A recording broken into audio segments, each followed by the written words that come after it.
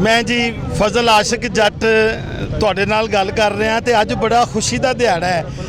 एक तो खुशी का दिहाड़ा है कि पंजाबी की एक बड़ी वड्डी गल लैके जिहड़े असीं सारे लोग टुरे हाँ तो इंशाअल्लाह ये मन्नी जाएगी। तो दूसरी खुशी ये वे कि मेरे भरा ने यह रहमानी न्यूज़ बना लिया है बई, तो ये प्योर पंजाबी है क्योंकि इसका ताल्लुक इस पंजाब की मिट्टी के नाल है। तो मैं समझना कि जड़ियाँ जड़ियाँ गल्लां ਇਹ ਵੱਡੇ ਵੱਡੇ चैनल पंजाबी दियां नहीं ना विखा सके तो उन्हां ते गौर फिक्र नहीं होया। इस चैनल ते वो गौर फिक्र भी होएगा और वो गल्लां भी तुहानूं सुनाईयां जाणगियां। मेरे वल्लों सारे पंजाबियां नूं मुबारक कि एक मिट्टी दे पुत ने इस धरती दे लाल ने ये चैनल बनाया है।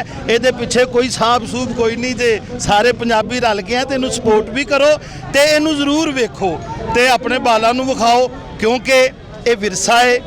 विरसा याद रहना चाहिए, भुलना नहीं चाहिए क्योंकि इस चैनल ते तुहानूं बुल्ले शाह सुनन नूं मिलेगा, वारिस शाह याद करन नूं मिलेगा, शाह हुसैन दियां गल्लां चेते आणगियां, ओ माँ ते दादी दी लोरी रचेगी, भैणां दियां घोड़ियां सुनाईयां जाणगियां, होर बड़ियां बातां क्योंकि मैं भी अपने भरा नाल उत्थे कुछ नाल आके ते एक नवां प्रोग्राम करके जा रहा। अपना पंजाब यारो अपना पंजाब, अपना पंजाब यारो अपना पंजाब, अपना पंजाब यारो होर सजदा जट पाउंदे भंगड़े ते ढोल वजदा। अपना पंजाब यारो अपना पंजाब, अपना पंजाब यारो अपना पंजाब। यारां दियां ढाणियां ते रात चाननी, चन्न कोल हुंदी ए सुगात चाननी, ते चन्न जदों बदली च मुख कजदा मुख कजदा।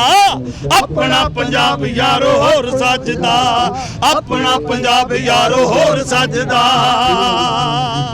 बहुत शुक्रिया मेरा वड्डा भाई फजल जट जिहड़ा दुनिया दे विच ना है तो मेरे चाचे का पुत्र है। असीं रल के बहुत बार स्टेजां ते गाया ते मैनूं असीं बहुत जल्द इन्हां नूं तुहाडे रूबरू करांगे रहमानी न्यूज़ चैनल दे राहीं।